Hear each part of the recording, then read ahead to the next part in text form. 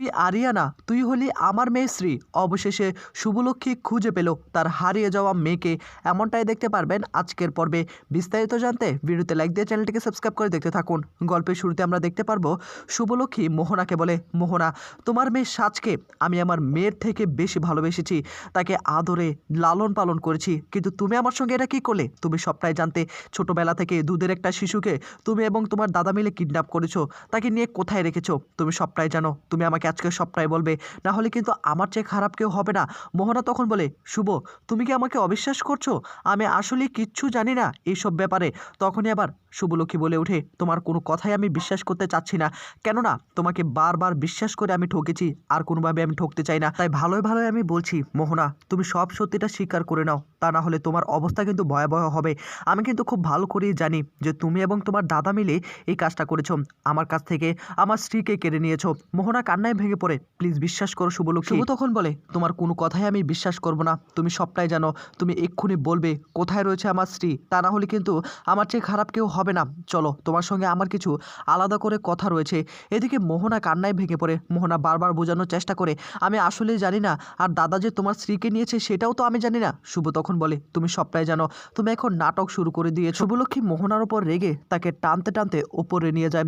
অন্যদিকে আরিয়া কান্নায় ভেঙে পড়ে। আরিয়া কান্না করে করে বলে, আমাকে কেউ পছন্দ করে না, আমি চলে যাব, এই বাড়ি ছেড়ে আমি চলে যাব, আর এই বাড়িতে থাকবো না, এক মুহূর্ত আমি থাকবো না, আমি আমার বাবার কাছে চলে যাব। তখন আরিয়া তার ব্যাগপত্র গুছাতে শুরু করে।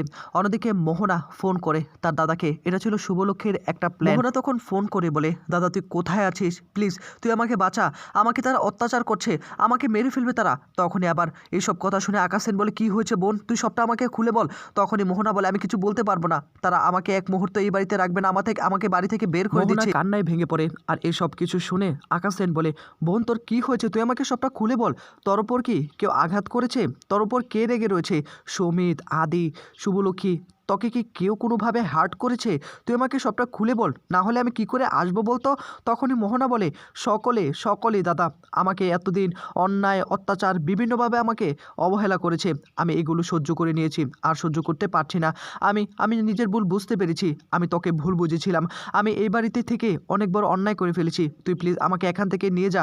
তখনই আবার আকাশ বলে, অবশ্যই আমি তোকে নিতে আসবো, কিন্তু আমাকে সবটা খুলে বল, তা না হলে আমি কি করব। এদিকে মোহনা আর কোনোই কথা বলে না। অন্যদিকে নিচে সকলে আলাপ আলোচনা করছে যে শুভলক্ষ্মী মোহনাকে ঘরে নিয়ে গিয়েছে, এখন তার মুখ থেকে কিভাবে কথা বের করবে, বা মোহনাকে এইসব কিছু স্বীকার করবে কিনা সেটাও বুঝতে পারছি না।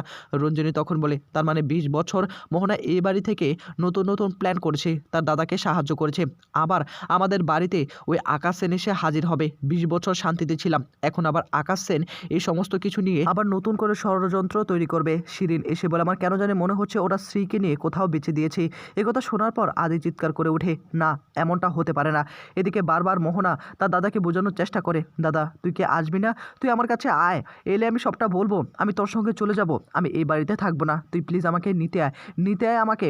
আকাশ সেন তখন বলে, আমি অবশ্যই। মোহনা তখন একটা চিৎকার করে তার ফোনটা কেটে দেয়। আর তখনই আরও ভীষণ চিন্তার মধ্যে পড়ে যায় আকাশ সেন বারবার বলে, মোহনা তোর কি হয়েছে? চিৎকার করলি কেন, কি হয়েছে আমাকে সবটা খুলে বল। কিন্তু মোহনার আর কোনো সারা শব্দই মিলছে না, অর্থাৎ মোহনা ফোনটা কেটে দিয়েছে।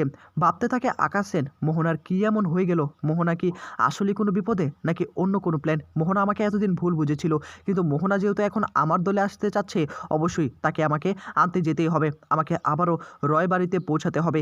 এদিকে সমির কাছে সে বলে, আমার কেন জানি মনে হচ্ছে আকাশ সেন ওই স্ত্রীকে নিয়ে কিছু একটা তো করেছে, আমাদের উপর প্রতিশোধ নেবে বলে, বদলা নেবে বলে এই কাজগুলো করেছে। আমাদেরকে মোহনাকে পুলিশে দেওয়া উচিত, ও সবটাই জানে। এই কথা শোনার পর সাজ কান্নায় ভেঙে পড়ে। আর তখনই আবার কেশবকে বলে, দেখ আমার মায়ের কি দোষ, আমার মা কি এমন করেছে? আমার মা তো তেমন কিছু করেনি, আমার মাকে কেন পুলিশে দেবে? আমার মাকে যেন কোনো দিন আমার কাছ থেকে কেড়ে না নেয়। এদিকে তখনই আবার কেশব বলে, চিন্তা করিস না সাজ, কিচ্ছু হবে না, এটা জাস্ট একটু ভয় দেখানো হচ্ছে। যদি সত্যি জেনে থাকে তোর মা আসলে আমার বোন কোথায়, সেটা যদি জানতে পারি, আমার কি ভালো লাগবে না বল? তো কিছু হবে না, মামনের উপর ভরসা রাখ, মার উপর ভরসা রাখ, ঠিকই খুঁজে বের করবে। তখনই আবার আদি বলে, না সমিত, এখন কোনো কিছুই করা যাবে না, শুভর উপর আমার ভরসা আছে, আস্থা আছে, শুভ শুভ নিশ্চয়ই কোনো না কিছু খুঁজে অবশ্যই বের করবে। দেখা যাক না কি হয়। আর কিছুক্ষণ পরই দেখা যাবে যে সেজে গুজে নিচে নেমে আসে আরিয়া। আরিয়া এই বাড়িতে আর থাকবে না, এই বাড়ি ছেড়ে চলে যাবে, ব্যাগপত্র নিয়ে চলে যাচ্ছে। আরিয়ার দিকে কেউ একটু পিছন ফিরেও তাকাচ্ছে না। আরিয়া বারবার শুধু পরিবারের প্রত্যেকটি মানুষের দিকে তাকিয়ে কেমন যেন একটা কষ্ট পাচ্ছিল যে এই বাড়িটা ছেড়ে কোনোভাবে যেতে ইচ্ছে করছিল না, কিন্তু কিছু করার নেই, তাকে এই বাড়ি ছেড়ে চলে যেতেই হবে। অন্যদিকে বাড়ির বাইরে দাঁড়িয়ে থাকে সেই আকাশ সেন। আকাশ সেন রয় বাড়ির সামনে এসে দাঁড়িয়ে দাঁড়িয়ে ভাবতে থাকে, এই রয় বাড়ি থেকে আমাকে একদিন অপমান করে বের করে দেওয়া হয়েছিল, আমাকে পুলিশে ধরিয়ে দেওয়া হয়েছিল, সেগুলো আমি ভুলিনি। এরপর থেকে আমি প্রতিজ্ঞা করেছি এই রয় বাড়ির প্রত্যেকটা মানুষকে আমি উপযুক্ত শাস্তি দেব। সে সুযোগ সময় দুটোই আমার চলে এসেছে। মোহনা যেহেতু আমার দলে এখন আসতে যাচ্ছে, মোহনাকে আমার দলে নিয়ে আমি আরিয়াকে দিয়ে এই পরিবারের ক্ষতি করব। ওরা তো আর জানে না আরিয়াই হলো শ্রী। এদিকে আরিয়া বারবার পিছন ফিরে তাকাচ্ছে। আরিয়া তখন ভাবতে থাকে, না না, এভাবে আমাকে তাকালে হবে না, আমাকে শক্ত হতে হবে, আমাকে এখান থেকে চলে যেতে হবে। অন্যদিকে আদ্রিত ভীষণ রকম চিন্তার মধ্যে পড়ে যায়, বারবার শুধু প্রার্থনা করতে থাকে, আমার স্ত্রীকে, ঠাকুর আমার স্ত্রীকে আমার কাছে ফিরিয়ে দাও। আমি আর কোনোভাবেই এইসব কিছু মেনে নিতে পারছি না, পরিবারের অশান্তি আমি মেনে নিতে পারছি না। বাইরে চলে আসে আরিয়া, কান্নায় ভেঙে পড়ে, বারবার বাড়িটার দিকে তাকাতে শুরু করে। আরিয়ার পিছনে দাঁড়িয়ে ছিল আকাশ সেন, কিন্তু আকাশ সেন কোনোভাবে আরিয়াকে দেখতে পায়নি। হঠাৎ করেই আকাশ সেনের ফোনে একটা ফোন আসে, আর এতে করে আরিয়া একদিকে চলে যায়। আকাশ সেন রয় বাড়িতে হাজির হয়। রয় বাড়ির ভেতরে প্রবেশ করার আগে আকাশ সেন সমস্ত প্ল্যান তৈরি করে নেয়। এদিকে তখনই আবার আদ্রিত বলে ওঠে, আমি এক্ষুনি যাচ্ছি, মোহনার মুখ থেকে সমস্ত সত্যিটা বের করব, তাকে উচিত শিক্ষা দিয়ে। ঠিক সেই মুহূর্তে আকাশ সেন এসে বলে, আদ্রিত নয়, তোমাকে কোথাও যেতে হবে না, আমিই তোমাকে উচিত শিক্ষা দিব। কি ভেবেছিলে আমার বোনটাকে তোমরা শেষ করে দিবে আর আমি কিচ্ছু করব না? কি ভেবেছিলে এত সহজে তোমাদেরকে ছেড়ে দেব?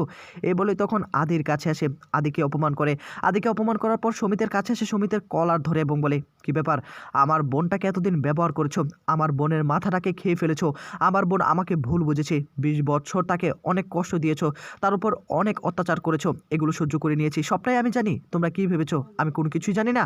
সবটাই আমি জানি। কোথায় আমার বোন মোহনা? এক্ষুনি তাকে ডাকো। এ বলে তখন চিৎকার চেঁচামেচি শুরু করে দেয়। এদিকে তখনই সমীর আবার আকাশ সেনের দিকে আঙুল তুলে তার দিকে তেড়ে আসার চেষ্টা করে। ঠিক সেই মুহূর্তে সিঁড়ি দিয়ে নামতে নামতে চলে আসে মোহনা এসে বলে, তুই এসেছিস?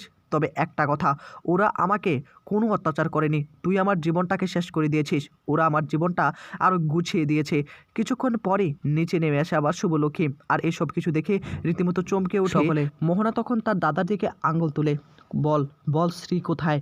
আমার পুরো জীবনটাই তুই শেষ করে দিয়েছিস, আমি আর চাই না তোর সঙ্গে ফিরে যেতে। কিছুক্ষণ পরই সেখানে চলে আসে শুভলক্ষ্মী এসে বলে, আপনি কোথাও যেতে পারবেন না, আপনি বলুন আকাশ সেন কোথায় রয়েছে আমার মেয়েকে খুঁজে না পেলে কাউকে ছাড়বো না।